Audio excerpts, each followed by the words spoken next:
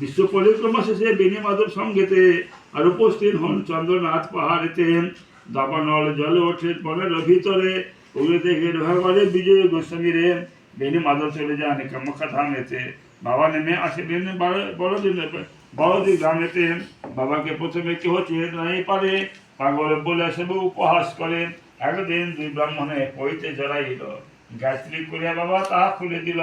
চারিদিকে এই কথা প্রচার হইল, দলে দলে ভক্তবৃন্দ আসিতে লাগিল। অতঃপর আশ্রম হইল বাড়া দিতে, বহু ভক্ত লাগিল আসিতে।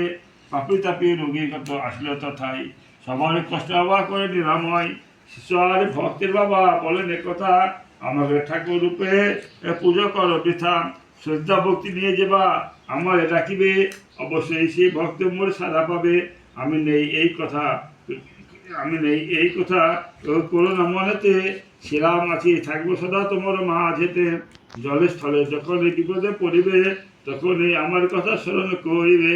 এই রূপে লোকনাথ কত লীলা করে, কার সাহায্য সেই সবে বন্যবারে পারে। 160 বছর বাবার বয়স হলো, মরধামে তাজির বাবা ইচ্ছা হইল।